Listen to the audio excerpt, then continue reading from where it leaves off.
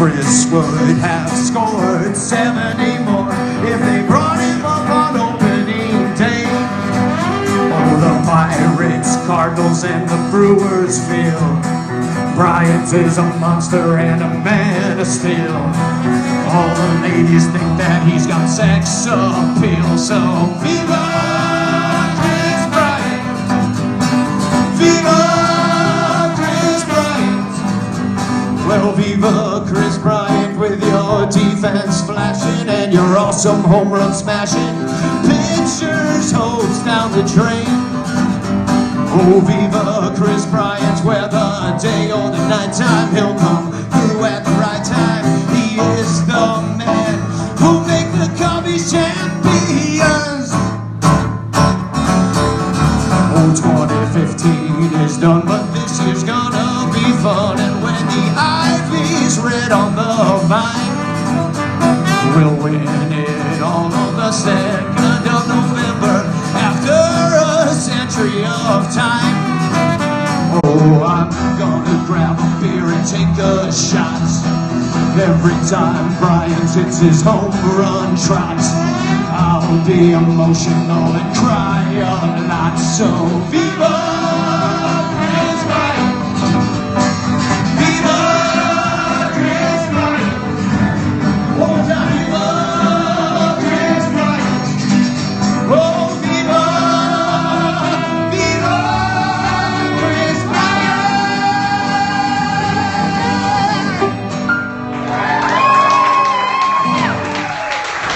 Welcome to John Baker Day, everybody.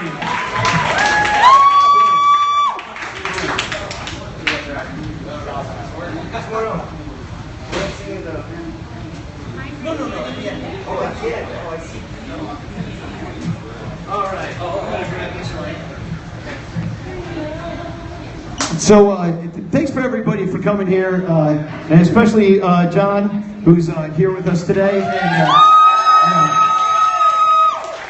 such a memorable evening we all had that fateful day 2 years ago, for different reasons. Anyway, I'd like to bring up, I'm Danny Rocket, and I'm from the Son Ranto Show, and I also write for Bleed Cubby Blue. And we're hosting this event with the great people at Ivy Envy. So I'd love it if Corey, if you'd come up but first I want to give John the floor to say what you want to say. Hello, everybody. Thank you for coming. I'll be real brief. You know, I only played for the Cubs for one season, and this city and being in the city had a bigger impact on me than anywhere else I played. I got to play all the time when I played for the Marlins, and I enjoyed my time in beautiful sunny San Diego. But coming and playing here built kind of a stronger memory and a stronger bond with the fan base. I didn't really understand what baseball fandom was really like until I got a chance to wear white and blue pinstripes and take the field at Wrigley Field. You know, through a crappy offensive season for me, the last one in the big leagues for me too. I couldn't have spent it at a better place. And further, my brother and his wife Caroline, who are here, you saw my brother playing the trombone up here, graduated, got his master's from Northwestern, lives in Andersonville right now, and is a local Chicago area musician. So I'm tied to this place, not just because of my baseball experiences on the field, but also because this place is now a place that we associate with family in the Baker family. So thank you guys for that. Real briefly, talking about that night 2 years ago tonight, probably the craziest experience I ever had in baseball. And the thing that made it so special for me is that I, as a player, most of the time when we play baseball, we go out on the field and we do things that we've practiced thousands of times, right? We walk out and they throw a ball in the dirt, you're the catcher and you block, or the guy throws a pitch and you swing the bat. I practiced that stuff. One thing that I never practiced was pitching. And so, and taking the field at like 1 in the morning, after sitting all day since batting practice at I think 4 o'clock, I had the only way that you can describe the feeling is I felt like we took somebody out of the crowd and put him on the field because we were doing something. I was doing something so different and so strange. And so that kind of that shared experience for the people that stayed late, for the people that were outside hammered on the curb. For the people that had to go find alcohol after the 7th inning, right? I think you might need to change that rule for extra inning games. But really bonded me with this kind of community, and we're talking about making this an annual thing, honoring the strangest Cubs play from the year before, and seeing how we can turn into a positive. And I think that's one of the great things that Danny and IBMB have done, is that we've turned this day, we've taken that day and turned it into a way to raise money for a great cause, which is the most important thing that we can possibly do. So after that, I don't know if you have questions or not for me, but everybody grab some beers, get some drinks, have a couple cocktails. Let's enjoy this show. Let's enjoy Bad Teenage Mustache, and then let's go over and watch the Cubs kick the Mariners' ass. Well, first, before we get started, we do have some questions that were sent in by some listeners of the Son Ranto Show and the IBMB podcast, and also on Twitter. But Jordan Rarick from Rare Blue Designs, she paints custom shoes and stuff, so she made you these. Remember I asked you your shoe size? Holy crap. So I don't know if you guys can see these in the back, but they got John pitching here in catcher's gear on one shoe, and it says "Holy Cow" on the back, and then you got you sliding into home plate that night. Am I allowed to wear these? Oh yeah, well, I mean, I know you can do what you want with them. I wouldn't wear them to Wrigley though. No, you should see my Wrigley shoes. They don't look quite so good. But here you go, man. Wow, thank you very much. I can put it back in the box. We just want to give you a gift. But that's from Jordan Rarick. She lives in Arizona. She's not here today, so unfortunately. But so yeah, we do have some questions. Corey was going to ask the first one, and so here's the mic for it. So we are all here because of the game that took place on July 29th, 2014. So when you're at parties with people, and maybe people that aren't necessarily baseball fans, how do you describe that evening? Wow, you know what's funny is that in baseball circles, this has become like the most notable achievement of my life, right? So I've had to explain it a lot, and that's I kind of explain it the same way that I did to the people here, is that it was an experience that pushed me closer to the fans because I was so unprepared for what I was doing. It was like, I tell people, I say, take something that you do, go to work, talk to somebody else that you work with as part of like a job that you never do, and then spend the night doing that with everything on the line. Do it successfully, and then celebrate when you feel when you're really tired. And that's exactly what happened. We celebrated, until 3 in the morning in that clubhouse. So you talk about not expecting it. At any point during that game, did you think, I better start loosening up my arm? Yeah, I actually got in trouble for going down and warming up early, because they had mentioned, when you're the backup catcher, and you're in my position with the Cubs. We were a rebuilding year in 14. The seeds had been planted. You could see that we were trending in the right direction. But I was like the most expendable player on the team, right? So I knew we had Eli Whiteside in Iowa. Eli Whiteside won World Series rings, had caught a no-hitter already. Great guy, great teammate. So if something happened to me, we were covered, right? We were good. But Brandon Hyde came up to me. He was the bench coach at the time for Rick Rennery in about the 9th or the 10th, and said, "Hey, will you pitch if need be?" And I'm like, "Are you serious? Of course. Like, there's no way I'm going to say no to that." And so I got all excited. I ran down and warmed up, and then I came back and I got kind of in trouble by Ricky and Brandon. I'm like, "Oh, geez, sorry, we're showing our hand," We were playing at the time. That was the battle for not last place. That's what that was. And I'm not kidding. We were taking it serious. So, I knew it about the 10th. I went down and warmed up, and then we just waited. Stropey had a couple real quick innings, but they were really concerned, and rightfully so, for the future. Part of the reason I pitched, if you really think about this, part of the reason I had to pitch in that game is because we were concerned about 2016. We were concerned about 2015. You can't keep running those relief pitchers out over and over again. You guys kind of saw recently what happened with Neil Ramirez, right? Velocity spike, velocity goes down. Justin Grimm's had some struggles. Those guys that get into their third year as a relief pitcher, if you use them too much, they're not the same. And so my performance, my going out and playing and pitching, knowing a little bit earlier, that was with the intention of saving these arms that we have now. And now you add guys like Nathan and Chapman, and all of a sudden that strategy from a couple of years ago started to pay off. One more follow-up to that. What do you remember about the next day? Not a lot. I had to catch the next game. I woke up, the left side of my body felt like I got stabbed with knives because I was not used to throwing downhill, and I was hyped up adrenaline-wise when I went out there. Like, who wouldn't be? We woke up. We had a birthday party. Where's Megan? We had a birthday party for not our kid, but for Ruggiano's kid. That's what it was. We had a birthday party for Ruggiano's kid at like 9 in the morning the next day. So we were up super early. Eyes stuck together. I got to the field and I realized at that moment, like, oh no. I mean, not know that I have to play, but oh no, I gotta catch today's game, which also went extra innings. I don't know if anybody remember. We went 10 the next day, so pitched in the 16th, and then we lost in 10 the next day. So I remember just being sore, tired, but the game was over and we lost. And truthful statement, we didn't really care because of what had happened the night before. We were happy to just get that one over with and let's get out of there. Cool. Besides that 16-inning game, what was the strangest occurrence in your major league career that you either experienced or that you witnessed firsthand? I had a couple. One was when I was playing in Miami. There was a fly ball hit to left field, and the venerable Eric Burns was playing left for the Diamondbacks. He caught the ball and tried to throw it home, and he threw it like behind himself and into the stands. And it was one of the strangest, like I couldn't even figure out the physics of it as we were breaking it down. Like you throw it that way, but somehow it goes at a 45 from your shoulder over the bullpen into the stands. That was a weird one. I also had we were playing the Rays in 2009, and Chris Coughlin won the Rookie of the Year that year, back activated today. So Coughlin is running to second base. I was on second, he was on first. We hit a ground ball to Ben Zobrist, who was playing second at the time for the Rays. He flipped it to Aki Uemura, and he slid in to Aki and broke his leg, similar like that he did with Gong in Pittsburgh.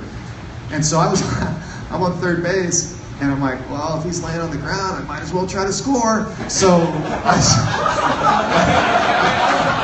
I took off running, slid into home plate. Zobrist, being Ben Zobrist, of course, heads up. Thanks a lot, Ben. Picks it up, throws me out at home plate.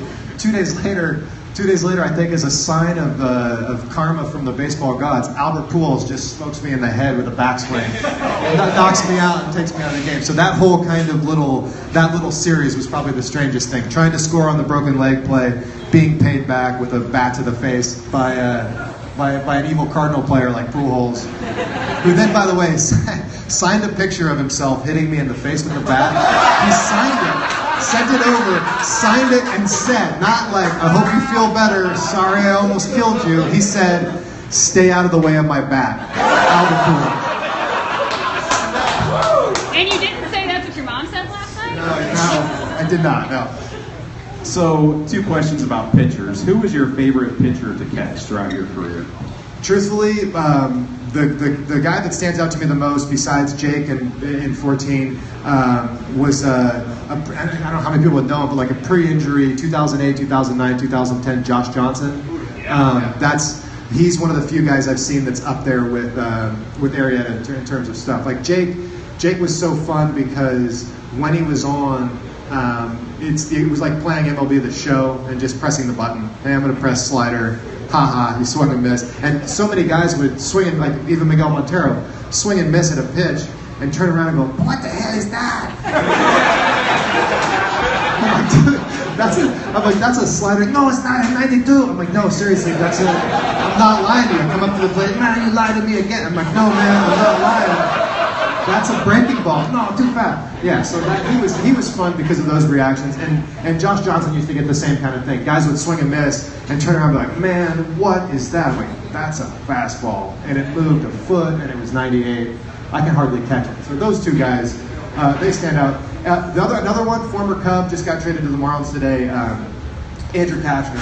When he was in the bullpen with us in San Diego, he was throwing 102. That was ridiculous. That was like unfair too. You know, those ones really stand out.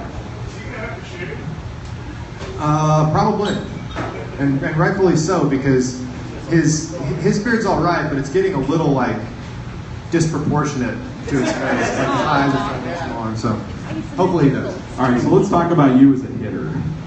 I'm curious if there's any pitchers that you struggled with. So last night I decided to look at some stats. The JMs and Would you Y. like to guess how many pitchers you faced? You had a minimum of 3 at-bats, and you got no hits. A minimum of 3 at-bats and I got no hits? Probably a lot. I don't know how many. 30.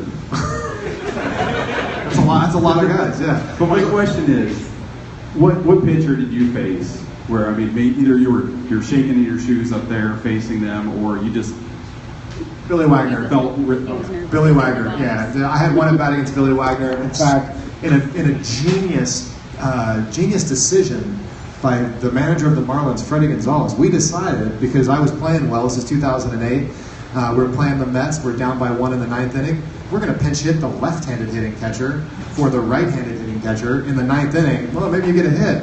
And as I was walking up to the plate, Mike Jacobs turned to me and said, hey, if you think the pitch is going to hit you, you have to swing because it's going to be a strike. I'm like, what? It's like, no, seriously, if you think it's going to hit you, you got to swing the bat. It'll be a strike. I'm like, okay. So I get in the batter's box. The first pitch is 97, down and away, kind of coming from like over here. He's a short guy with a real quick arm. Looked like a golf ball. And I strike 1, perfect placement too, Next pitch, same thing. I'm like, oh no. I start to go down that negative spiral of thinking. And then the next pitch, I'm like, oh God, it's going to hit me. No, it's not. It's a slider, strike 3. The ball started behind me and came back for a strike. So that was the one guy. Truthfully, even more so than Chapman. I'd faced Chapman in spring training. I'd put the ball in play against him. I didn't have like he was a guy that, you see how hard he throws. Like I wanted so bad to face him. Like that was one of the people. I always hope, man, if we have to lose, whatever. But I want to get him at bat. Like, this guy's the best in the world. He throws harder than everybody else. Me and Coughlin both are the same way in that regard. Like we wanted so bad to try to get a hit off of him. And so I celebrated my walk. I was at that game. Yeah, thank you. So I did get just a walk. And by the way, I definitely, if you watch that at bat again, I walked on 5 balls. The third pitch wasn't even close. I don't think the umpire saw it, and hopefully opposing hitters won't be seeing it soon. But yeah, that Billy Wagner. I did have another moment too. I got to play against Pedro Martinez, and it's same year, 2008, and that was somebody I played video games with my whole life. So I got up, but I was successful against him. 2 for 2, career batting average of 1,000 against Pedro. So I think that makes up for the 0 for 30 other pitchers. Just a follow-up, is there anybody that you owned? Kyle Kendrick is one of them. Brett Myers. A lot of those guys from the Phillies. When I was coming up with the Marlins, we played the Phillies all the time, and I loved hitting in Philly. I loved playing against those guys. So I had quite a lot of success against those late 2000 team Philly pitchers. We had a question sent in that it was curious about what the interaction between the umpire, the catcher, and the batter is like typically when you're behind the plate. What the conversations are, if there's any anecdotes you have of something funny. Well, yeah. So my first game I ever caught in the big leagues, the home plate umpire was Joe West, and so I was warned ahead of time. But I will say that there is no, like, if you're talking about just having like the experience of having a good time and kind of just disregarding all the actual umpiring of the game, he's probably the most fun guy to work with. Like, quickest witted guy, talks a bunch of trash to the hitter, the catcher, and the pitcher. Like, they throw ball one, and Joe's like, what the hell is he doing? I'm like, dude, Joe, he's trying to throw strikes. He's like, well, he sucks at doing that. Maybe you expand the zone a little bit, Joe. Maybe expand the zone. But yeah, so I truthfully, I tried to keep it fun. I I looked at the umpire as people. They're trying to do a job. I feel like anybody that's trying to work, if you start putting them under stress, you start like jabbering at them too much, then they get stressful. They start making more mistakes. I just wanted a consistent strike zone that I could work with as the umpire. So I kept it positive. We never had a good time. I talked to them about, hey, my kid's Steven, you got any advice? And they would, get their mind off of the actual baseball part. And then they seem to do well. I had a couple funny experiences with hitter and umpire interactions. Most of them, the language is a little bit out of control, but I did have one of my favorite ones was Larry Walker was on a rehab assignment, and he stepped into play when I was in Double-A. This is years ago, 15 years ago. He gets in the batter's box. Big Larry Walker, legend, right? Played forever, great player. First pitch I'm catching is like ankle high. He doesn't even move. He's like this, like the statue take, like guys do on 3-0, or like when you see the pitcher hit sometimes, they just stand there. Doesn't even move. And the ball's low. The umpire calls it a strike, and he turns around and looks at the umpire and he goes, "On the swing?" And I lost it. So I used that one. My other favorite personal one, and I'll leave it at this, and then we can listen to these guys play some more. But we were playing the Rockies when I was in San Diego, and Tulowitzki was kind of going through a rough patch, and he was getting like real chippy with the umpire, like right off the bat from the beginning of the game, which is if you have kids that play baseball, big no-no. Leave the umpire alone until it matters. But he's getting real chippy with the umpire, and calling like a borderline pitch a strike, and I couldn't help myself. He turned around to argue with the umpire, and before he could get a word out, I went, "What's the matter, Troy? You thought that pitch was too low?"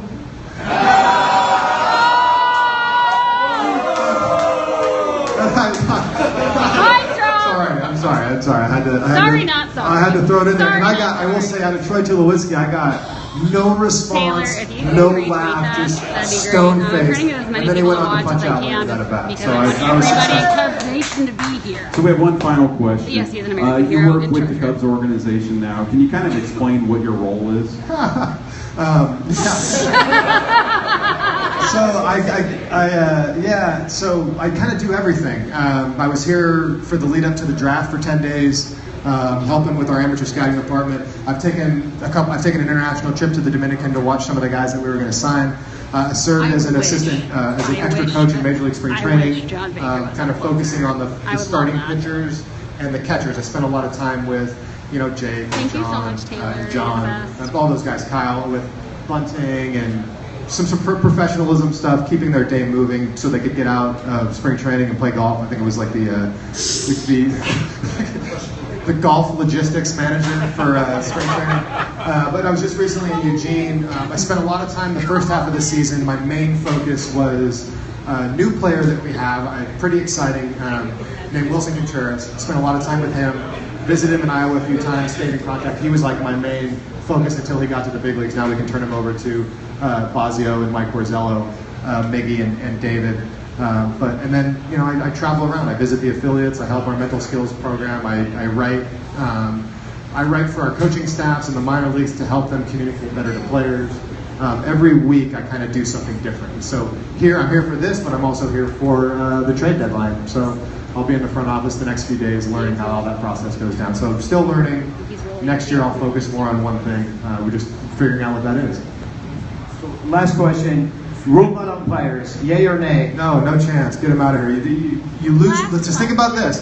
Think about this. If you put robot umpires in the game, you lose the ability to be pissed off at Joe West, and I think that's a big part of baseball. Well, cool. Thanks. We have a bobblehead for you that we brought in, and First off, we want to start with this.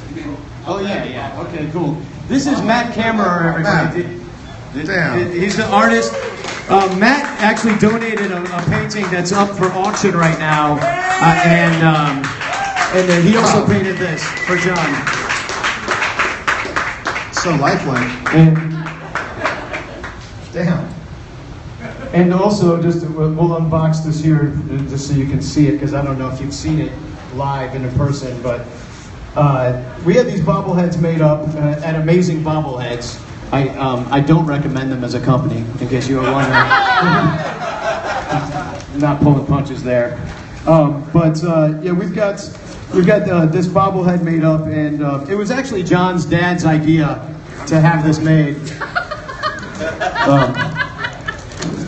Yeah, just rip it. But I ordered a couple more and a couple extra. So if you, I think I have 4 or 5. I forget, but I brought them.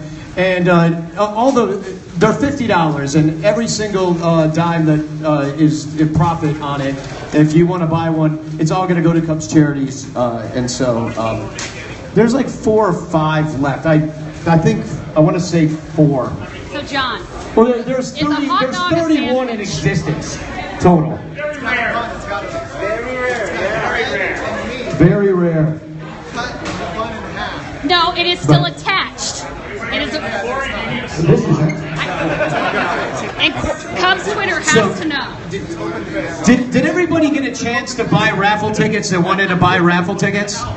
Because if you didn't, now's the time, because we're going to do a raffle. But you guys, John, you don't have to sit up here this whole time if you don't want to. But thank you so much. For John, being here. I thank really you! appreciate it.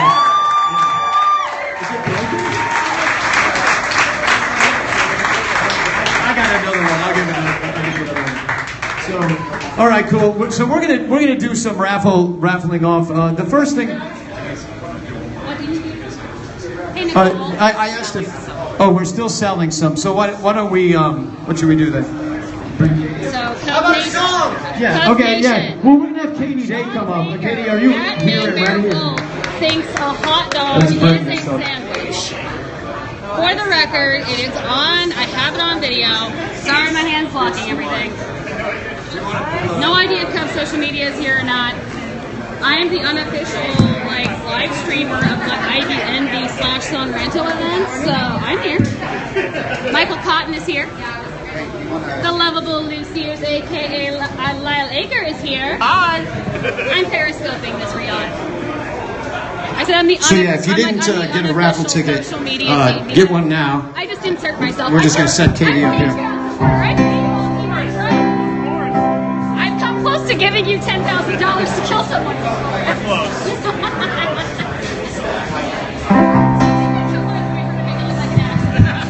He doesn't care. He knows. I tried to smother him in his sleep. I love him. I really do.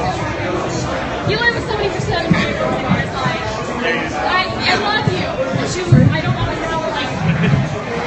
But John Baker thinks hot dogs is a sandwich. I asked him.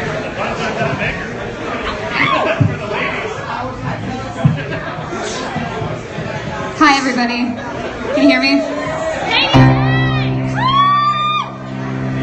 Thank you to Corey and Danny for having me here. My name is Katie Day, and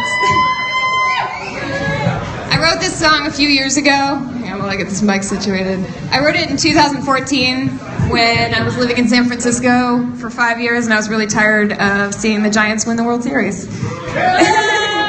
This is about the Cubs winning the World Series. It's called By the Lakeside. If you know it, sing along.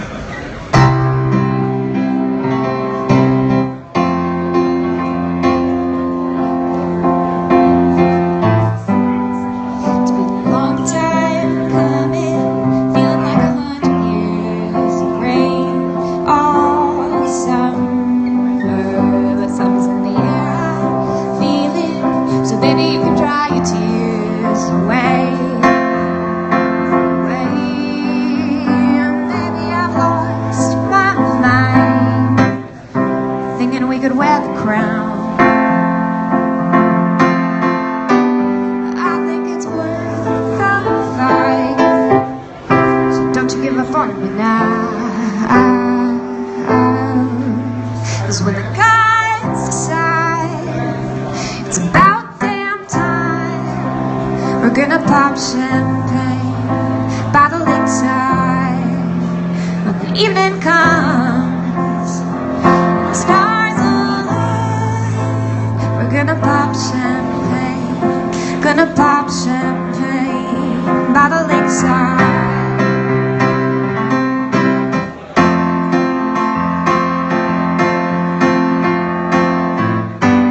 We're talking about the hard times, tears cry, that don't even mean a thing.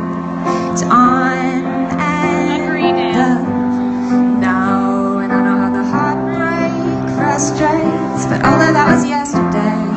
It's gone away, and baby, I've lost my mind, thinking we could tear it down. I think it's worth the fight. Don't you give up on me now. 'Cause when the gods decide it's about damn time, we're gonna pop champagne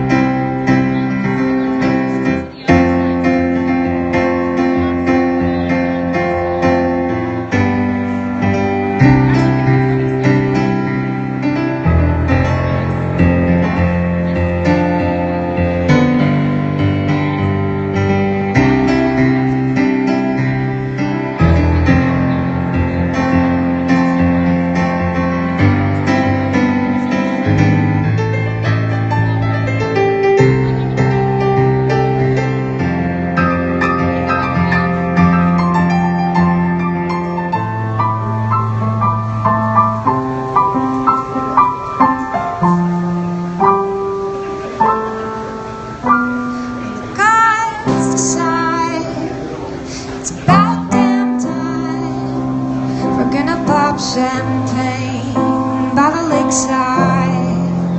When the evening comes, the stars align. We're gonna pop champagne, gonna pop champagne by the lakeside.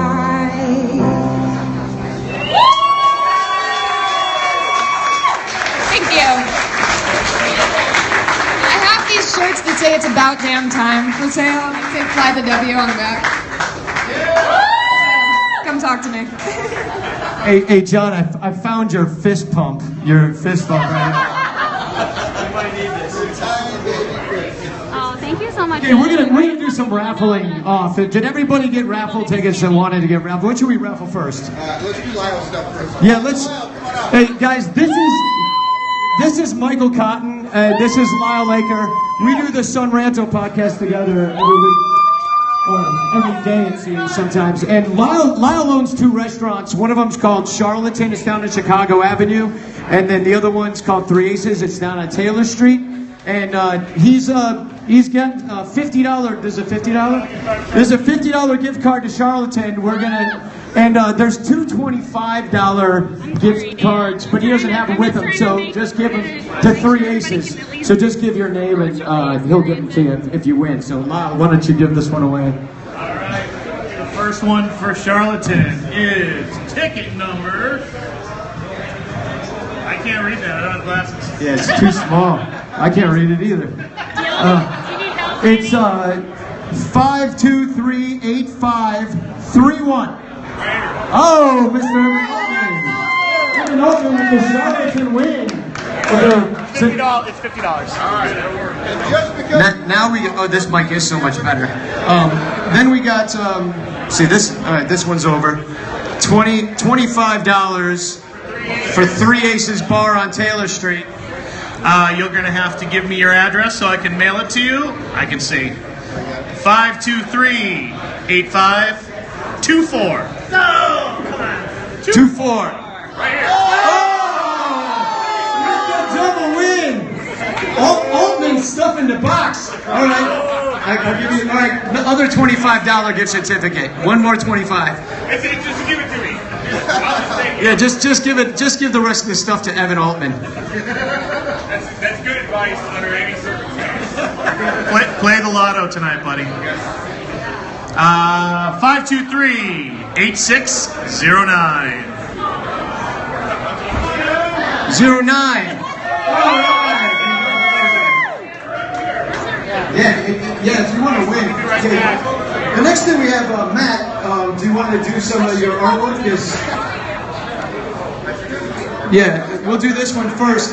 We have a signed John Baker Day commemorative poster.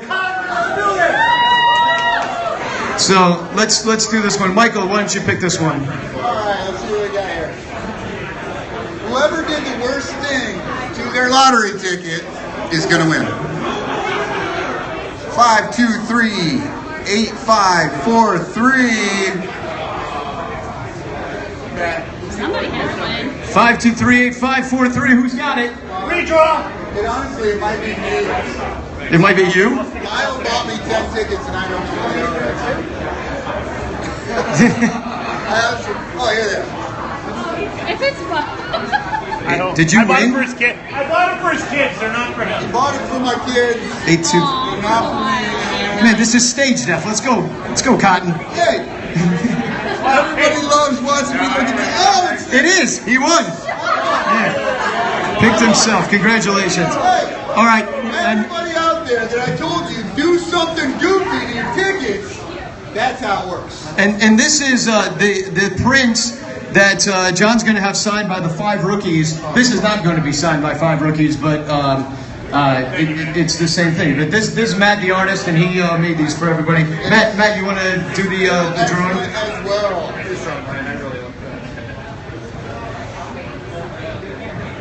523-8513. Oh, God damn it. 8513. I only have to Over there. Congratulations. Just trying to make sure everybody can experience John Baker. And Can't be here. I think the final thing we have to raffle off is the John Baker bobblehead. So, and once again, if you can't, we have them for sale too. All right. 5238-590. 8590. Let's hear it. Okay. I think they're over there. I don't somewhere. I'll grab it for you. Yeah, Michael, will give it to you. All right, cool. Well, thanks for everybody that bought raffle tickets. We're gonna sing one more song for you. It's actually kind of the thing that got this whole thing going. The story is like how I met John in the first place, because I was at that game that night, that 16-inning, 1:30 a.m. game. Except I didn't get to see the end of the game, unfortunately, because well, you'll hear about the why in the song.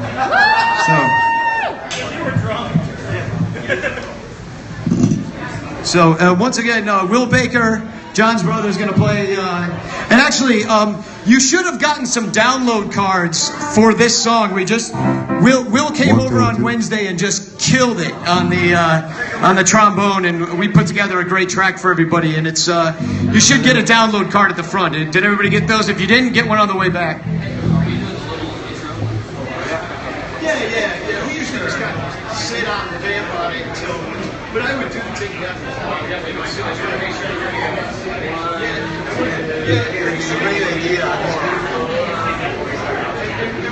and we'll give you the actual game.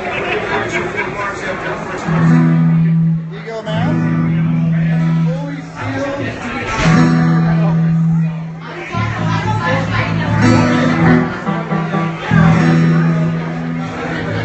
All right, here it is. This is the ballad of John Baker. 1, 2, 1, 2, 3.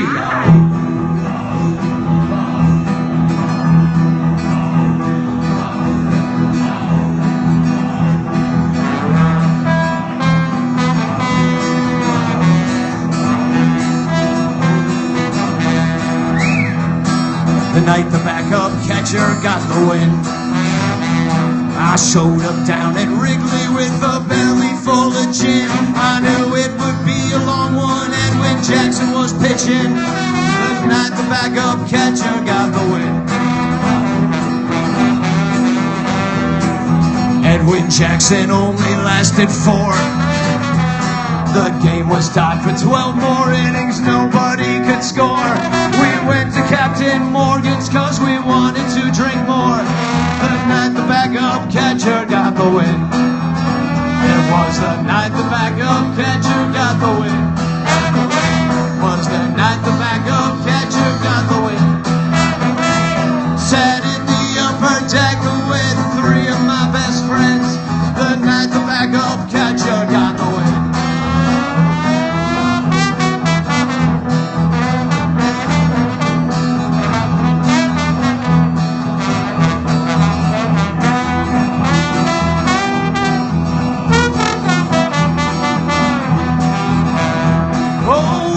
Just outside to have a smoke, but as we stood beyond the gates, Captain Morgan's closed. We got left outside and we couldn't get back in. The night the backup catcher got the win. We were 3 sheets to the wind and overserved, and we couldn't get back to our seats in upper deck reserved. So we watched the game from the dugout on Addison. The night the backup catcher got the win. It was the night the backup catcher got the win. Got the win. It was the night the backup catcher got the win. Oh, I got sick outside of Wrigley from mixing beer and gin. The night the backup catcher got the win. And then, in the top of the 16th inning, John Baker heroically took the mound, facing the minimum, even inducing a double play. And then, in the bottom half of the inning, John strode to the plate, and he took a walk. he got to third base somehow. At which point, Starlin Castro hit a sacrifice fly, winning the game! Johnny Baker finally won it in 16 on the most exciting sac fly this baseball fan has seen. But I sort of missed it, I was drunk as Charlie Sheen. The night the backup catcher got the win. It was the night the backup catcher got the win. It was the night the backup catcher got the win. Oh, they threatened us with handcuffs when we tried to sneak back in. The night the backup catcher got the win. Got the win. It was the night the backup catcher got the win. Got the win. It was the night the backup catcher got the win.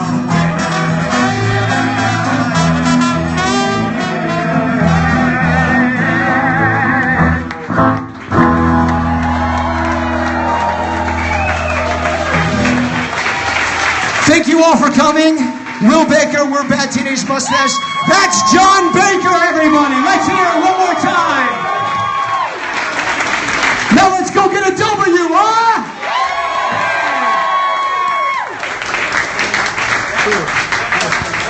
Hell yeah, man. So good, so good. Thank you so much. You should play more with us.